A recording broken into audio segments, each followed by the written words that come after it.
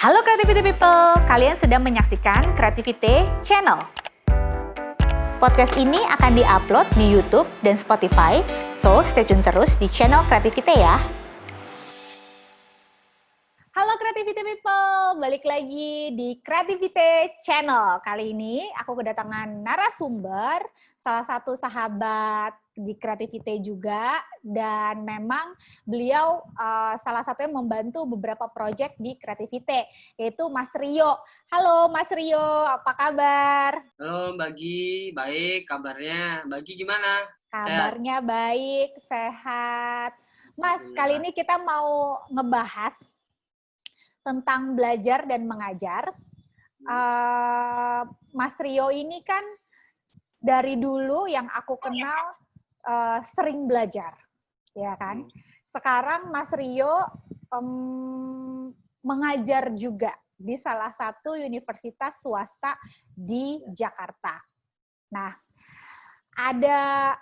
jadi dari segi pembelajaran Mas Rio yang selalu Mas Rio pelajari tentunya, kan adanya konsistensi ya di industri kreatif ini, yaitu interior. Nah, kamu mengenal diri kamu sendiri sebagai Rio Setiamonata adalah siapa? Oke, ya terima kasih Mbak Gi. Oke, langsung saja saya jawab. Ya, pertama, perkenalkan nama saya Rio Setiamonata, saya sering dipanggil Rio. Saya lahir di Banyu Biru Ambarawa, di Kabupaten Semarang, tepatnya di Jawa Tengah. Menyebut diri saya siapa, dan menurut saya itu paling nyaman disebut sebagai pembelajar.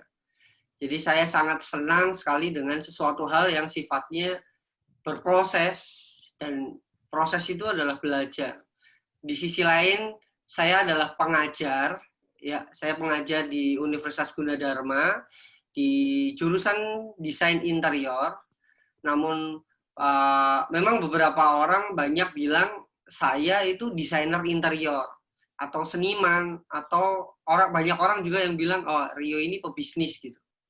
Buat saya ketiganya, dari mulai desainer interior, seniman, dan bisnis, itu ketiga itu adalah gelar yang menurut saya gelar bonus gitu. Tapi saya sangat senang bisa dibilang sebagai pembelajar. Jadi saya sampai saat ini itu saya senang banget dengan belajar gitu. Dan kemudian dari dulu itu saya pengen punya mimpi membuat suatu tempat alternatif untuk teman-teman atau anak muda yang sampai tua itu bisa belajar banyak hal di situ. Jadi alhamdulillah 2 tahun yang lalu saya membuat sesuatu ruang alternatif tersebut sampai sekarang masih. Itu saya beri nama Jawa, yaitu Sinau, yang artinya belajar. Seperti itu, Mbak Gi. Oke, ya.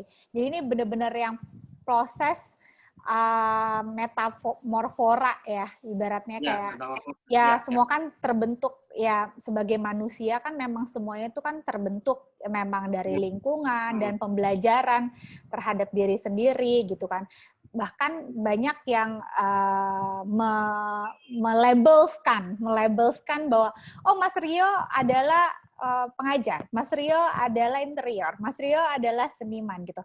Sometimes teman-teman atau siapapun yang melabelkan kan ya, tapi dalam diri sendiri Mas Rio melabelkan adalah Mas Rio sebagai pembelajar ya. Belajar, benar. Mas, belajar yang Mas Rio inginkan ya, dari sudut pandang melihat pembelajaran itu sendiri tuh seperti apa sih? Saya mungkin menjelaskan sedikit mengenai melihat perspektif pembelajaran yang saya lalui dari dulu ya. Saya itu dari kecil, dari TK sampai di SMP, saya cukup senang gitu belajar di sekolah yang ada di desa. Jadi karena di desa, saya lahir di desa ya. Jadi banyak hal yang saya temukan di sana, mulai dari kepedulian sebuah pembelajarannya, terus kemudian ada permainan-permainan tradisional dari yang ada di desa yang memiliki nilai-nilai kebudayaan yang bisa diajarkan sampai era yang sekarang ini gitu.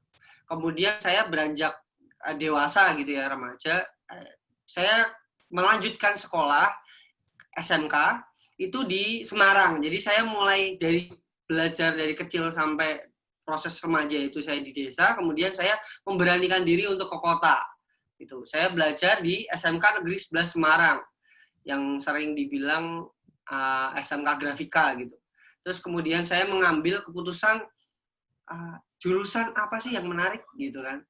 Karena SMK kebanyakan elektro, mesin dan segala macam. Saya mencoba membuat arah yang berbeda dari pelajaran yang saya dapatin dari SD sampai SMP. Kemudian saya coba mempelajari mengenai hal yang saya mungkin nggak sering lihat, nggak sering tahu gitu, yaitu kreatif gitu, dunia kreatif. Dan di situ saya masuk ke jurusan multimedia. Saya di sana sekolah 3 tahun di situ. Tapi kenyataannya saya di sana hanya belajar 2 tahun. Yang 1 tahun saya itu magang. Gitu. Saya magang 2 tempat di 2 tempat, ya gitu. 6 bulan saya magang pertama, saya magang di Semarang 8.000 Advertising. Dan di situ saya belajar mengenai iklan, baliho, kemudian segala macam lah, poster, terus backdrop. Karena Semarang 8.000 ini membuat graphic design yang bekerja sama dengan Coca-Cola dari dulunya. Jadi grafis desainnya Coca-Cola itu disub di Semarang 8.000. Bayangin, ketika saya SMA, saya udah membuat proyek-proyek cukup besar gitu di pas waktu saya masih menjadi siswa di SMK kelas 2. Jadi tahun pertama saya belajar di sekolah di grafika, terus tahun kedua saya KP atau magang gitu. Terus kemudian selanjutnya setelah selesai 6 bulan di Semarang 8.000 Advertising, saya belajar mengenai desain grafis. Kemudian saya praktek juga di salah satu TV, saya lupa namanya, salah satu TV yang ada di Semarang, TV swasta. Di situ saya banyak belajar mengenai hal yang terkait multimedia gitu. Jadi kalau yang 6 bulan tahun kedua itu saya belajar mengenai desain grafis. Tahun kedua semester berikutnya itu saya belajar mengenai multimedia. Dari mulai saya belajar editor, terus sebagai artistik, terus kemudian sebagai kameramen bahkan gitu. Itu hal yang menarik gitu, yang justru ada hal baru gitu di situ. Nah, di situ saya mulai paham cara proses sampai produksi ya, industri desain itu seperti apa gitu. Dari multimedia, grafis desain, advertising, animasi, dan kesenian lainnya. Kemudian saya lanjut kuliah nih di kampus ISI Jogja, jurusan desain interior. Ini juga hal yang berbeda, tapi masih ada kaitannya dengan kesenian lah atau kreativitas lah gitu. Nah, di ISI Jogja saya memijakan atau menempuh proses masa depan saya nantinya waktu itu saya pengen sesuatu hal yang baru gitu. Yang belum pernah apa sih? Oh, ternyata ada desain interior. Dan saya mau masuk di situ gitu. Terus kenapa memilih Jogja juga saya melihat ada nilai-nilai tradisi dan budaya yang ada di kota ini gitu, kota Jogja yang masih sangat baik gitu dan masih sangat lestari gitu. Jadi saya ingin mendalami proses pembelajaran di ranah tersebut. Saya senang belajar di Jogja, bisa belajar dengan pengrajin, tukang, belajar di desa, dan banyak sekali nilai-nilai tradisi dan budaya yang bisa dipelajari atau diulik di dalamnya. Terus kan, berarti Mas Trio, berarti Mas Trio nih cari melihat peluang dan opportunity juga dong dari pelajaran yang Mas Rio ambil dari pengrajin dan juga dari tempat magang kan tentunya. Ya. Dan waktu itu di tahun 2007 itu satu-satunya jurusan desain interior ya di Jogja yang cuma ada di ISI gitu waktu itu. Dan saya mempelajari hal baru gitu. Nah, saya ingat kata-kata satu lagi ada keinginan baru ketika saya menemukan seorang arsitek lahir di Ambarawa, yaitu Romo Mangun. Romo Mangun Wijaya ini itu salah satu panutan yang saya lihat beliau adalah tokoh budayawan yang sangat hebat menurut saya. Dan kebetulan ketika saya di Jogja, saya bertemu dengan seorang arsitek. Kebetulan beliau adalah muridnya Romo Mangun gitu. Saya ingat kata-kata Pak Eko Prawoto, dia seorang arsitek atau budayawan di Jogja, dan saya banyak belajar dengan beliau juga. Beliau itu melihat arsitektur atau desain lah ya, dalam sisi kebudayaan. Baginya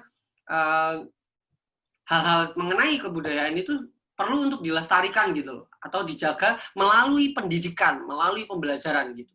Karena generasi-generasi muda seperti kita itu sebagai tonggak gitu loh, tonggak yang bisa memunculkan sebuah perubahan gitu. Dalam artian tersebut perubahan-perubahan yang bisa mempertahankan nilai-nilai kebudayaan itu, mengikuti arus. Kita sekarang ini kan mengikuti arus ya. Perkembangan teknologi itu sangat cepat gitu. Betul. Namun nilai-nilai kebudayaan itu harus tetaplah ada gitu, dipertahankan sebagai bentuk ciri khas dalam diri gitu.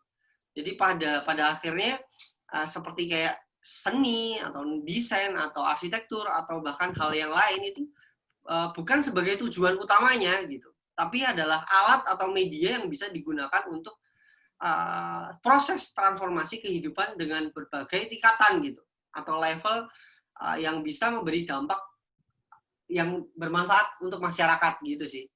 Itu. Mas, kan tadi kan kita kan bicara masalah pendidikan nih, ya kan? Ya. Nah, pembelajaran yang paling menantang bagi Mas Rio tuh apa sih? Dan bagaimana cara menciptakan keinginan tahu murid dan cara menghadapinya gitu? Ya. Portionnya Mas Rio bagaimana? Menarik ini pertanyaan. Jadi menciptakan ingin tahu seorang murid ya. Keingintahuan seorang murid atau mahasiswa, karena saya mengajar mahasiswa sekarang ini, jadi bagi saya itu hal yang paling merdeka buat para mahasiswa gitu. Jadi karena mereka itu banyak ingin tahu gitu loh, bahkan kadang mengkritik juga. Menurut saya kritik itu bukan melihat apa yang buruk gitu, tapi mempelajari hal yang lebih baik lagi untuk memperbaiki apa yang mereka lihat gitu. Kedepannya mungkin bisa jadi masukan buat saya atau orang lain gitu. Nah, keingintahuan seorang murid atau mahasiswa tadi, saya senang gitu, ketika mahasiswa ingin tahunya tinggi gitu. Yang terpenting itu seorang mahasiswa atau siswa itu harus jujur sih, karena kejujuran itu misalkan nih, kalau mereka tanya, saya tahu dan saya bisa dan punya ilmu yang saya tahu gitu ya, yang saya miliki, saya mahasiswa pengen tanya nih, terus saya tahu gitu, saya punya ilmunya, saya berikan gitu, saya bagikan ke mereka dan saya selalu mendampinginya gitu. Ketika misalkan katakanlah produksi produk furniture gitu ya, saya selalu mendampinginya sampai produk itu jadi 1:1 tuh, prototipenya gitu. Nah, tapi kalau saya tidak mengetahui, sepertinya kok saya juga harus jujur bilang gitu. Kalau mahasiswa harus jujur, saya juga harus jujur bilang saya tidak tahu dan saya juga masih belajar gitu. Gitu sih, kayak contohnya mengenai hal sejarah gitu. Saya sekarang ini juga masih proses belajar mengenai sejarah gitu. Jadi seperti itu, Mbak Gi. Jadi mungkin zaman sekarang ini kan ditandai oleh keterbukaan dan kelimpahan informasi ya. Betul. Sangat cepat gitu, pergerakan serta perubahan yang sangat pesat gitu kan. Nah, itu sangat sulit gitu menemukan orientasi atau kiblat yang sedang terjadi sekarang ini gitu. Jadi kita harus belajar terus gitu. Kadang-kadang gini, kadang kita itu harus slow, kalem gitu, karena dunia ini sangat cepat, mungkin kita harus lambat juga gitu untuk belajar dari hal yang kecil yang kita lihat gitu. Itu sih. Gitu. Jadi sebenarnya Mas Rio sebagai pembelajar dan juga mengajarkan ke mahasiswa juga, Mas Rio mengambil pembelajaran dari si mahasiswa ini dan harus ada keterbukaan ya. Maksudnya take and give antara dosen dan juga mahasiswa ya, dan dijadikan bukan lagi seperti di tahun-tahun masa lampau, karena sekarang era modernisasi, dosen tuh seperti like a friends. Ya, benar. Kayak brothers, like a fathers also, tapi dengan adanya keterbukaan dan komunikasi yang satu arah gitu dan satu line, jadi bisa jadi benang merah kan untuk memecahkan sebuah solusi yang ada gitu ya. Kadang-kadang juga dosen sama mahasiswa juga berkolaborasi membuat suatu hal baru apa gitu. Itu sih, jadi kayak bukan terus kita jadi guru atau dosen itu terus kita menggurui gitu. Enggak juga gitu. Kadang kita justru saling berbagi gitu. Itu sih yang saya dapat. Seru banget. Mas, kan semua ini kan lagi di masa pandemi, kuliah juga kan daring ya, online gitu. Belum bisa offline gitu ya. Belajar menurut Mas Rio di masa pandemi ini tuh seperti apa sih? Apa memang harus terus daring terus? Atau memang di masa keterbukaan sekarang sebaiknya offline aja? Menurut Mas Rio sendiri gimana tanggapannya? Ya, pandemi ini sekarang ya, di tiga bulan pertama, saya dari bulan Maret, April, Mei gitu. Pandemi sangat mengajarkan saya sendiri itu banyak hal gitu. Dari mulai bulan akhir Maret itu saya banyak belajar mengenai hal-hal yang sangat fundamental gitu, belajar yang sangat basic gitu, atau dasar gitu ya.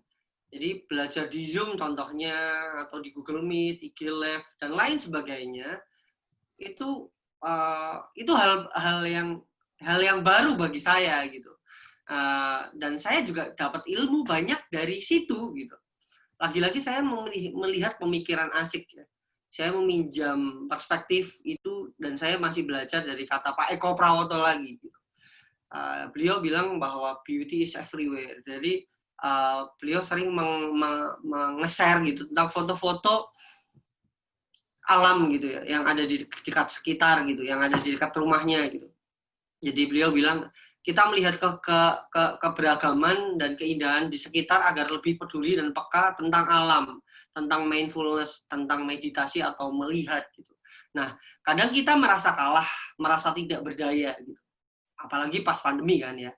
Nah, merasa tidak ada apa-apanya karena kita selalu melihat ke atas. Gitu. Dan sebetulnya ada hal-hal baik gitu yang ada di sekitar kita dan itu sangat melimpah gitu. Yang mungkin kita tidak hirau gitu. Namun kita gagal menikmatinya. Jadi berbicara mengenai dua hal yang bahwa alam melakukan begitu begitu baik gitu. Alam tidak butuh audiens. Kadang-kadang kita sebagai desainer, arsitek atau seniman atau siapa sajalah, kita itu selalu butuh audiens gitu. Ya, dan betul. Melakukan akrobatik gitu untuk mengimpress audiens, sementara alam melakukan itu kan dengan kesetiaannya, dengan memunculkan hal yang baik justru di tempat yang mungkin orang tidak tahu gitu atau tidak hirau gitu. Tapi alam bisa menghadirkan sedemikian serius, baik, indah, bukan untuk ditepuk tangani gitu. Jadi ini kata-kata menarik gitu. Jadi saya di era pandemi ini kemarin juga belajar di sistem bayang baru dan saya mengajar di rumah saja gitu. Namun di bulan Juni saya memberanikan diri belajar langsung di offline. Maksudnya saya mengajar lewat online ya, tapi saya sendiri harus mengupgrade gitu. Saya memberanikan diri untuk melihat langsung di sekitar gitu. Jadi saya berani keluar itu di bulan Juni dengan protokol yang standar dari pemerintah gitu. Jadi harus pakai masker, harus pakai hand sanitizer, cuci tangan dan lain sebagainya gitu. Jadi saya melihat sekitar. Saya belajar ke pasar tradisional dari pasar Bodean, pasar Bantul, pasar mana aja lah, Imogiri gitu. Saya belajar gitu. Di desa, di pengrajin, terus tukang gitu.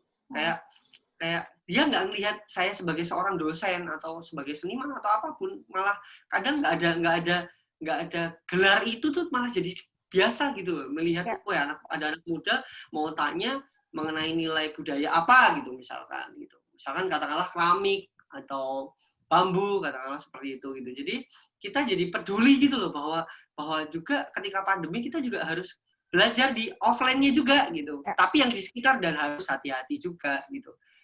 yang tadi saya bilang, jadi harus mematuhi protokol gitu. Oh ya, yang menarik juga, pandemi itu kan banyak orang yang bilang itu krisis gitu loh. Banyak orang bilang krisis dunia gitu, nggak cuma di Indonesia saja. Krisis apa saja lah. Berapa orang bilang seperti itu. Dan berapa bulan ini krisis gitu ya.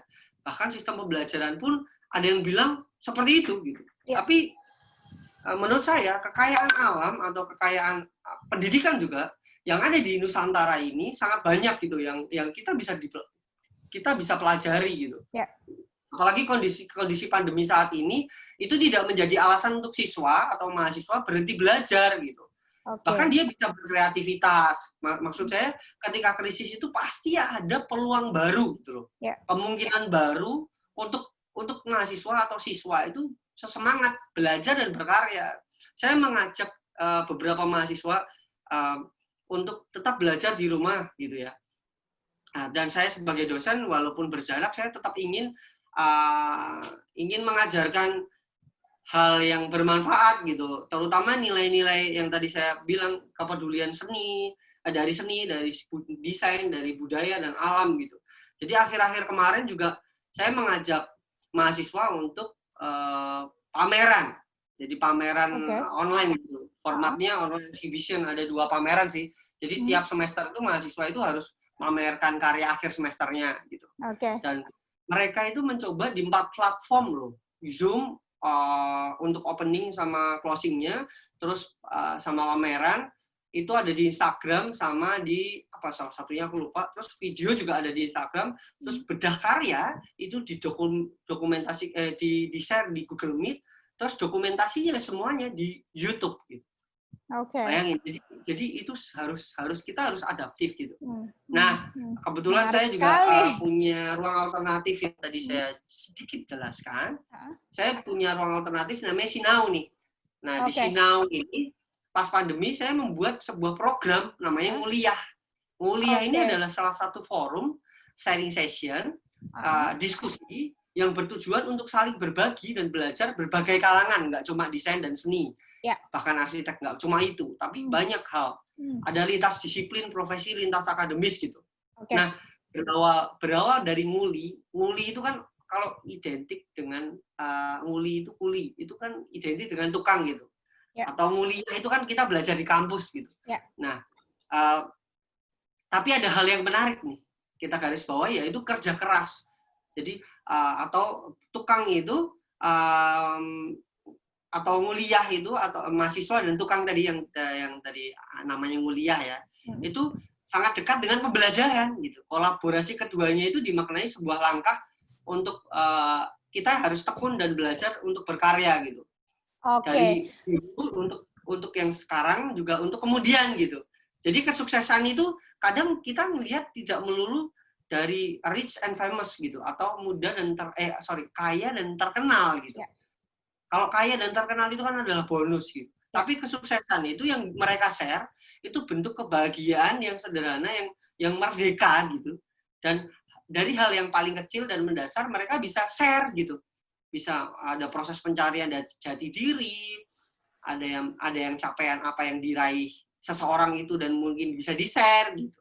Jadi ini udah 14 kali pertemuan dan udah terakhir kemarin 2 minggu kemarin udah tutup. Jadi udah 4 bulan kita membuat program itu, terus akhirnya hal yang paling bisa diambil yaitu kita harus tetap kreatif, inovatif, produktif, dan harus adaptif gitu. Ketika pandemi harus punya 4 hal yang tadi saya garis bawahi di akhir. Itu Mbak Gi. Seru banget Mas Rio. Berarti di saat pandemi ini kita juga tetap harus positif ya. Maksudnya memang pasti ada beberapa part yang up and down, terus kita merasa kesepian, ketakutan dan lain-lain. Tapi kalau dari personality kita emang pingin belajar terus, pengen ngulik sesuatu, pengen melakukan hal yang baru, walaupun hal itu kecil seperti Mas Rio bilang, misalnya keluar ke pasar memang ada sesuatu yang mungkin dibeli dan juga sekalian bertanya dan mempelajari gitu kan di lingkungan tersebut. Dan juga dari program-programnya Sinau ini kayaknya menarik sekali buat dibahas nih. Nantinya ada apa aja, kita akan ada next podcast, apa sih pembelajaran apa sih di Sinau itu. Kita bakal dengerin di next podcast selanjutnya. So tetap stay tune terus di Creativity Channel. Let's get creative. Thank you Creativity People sudah mendengarkan podcast ini.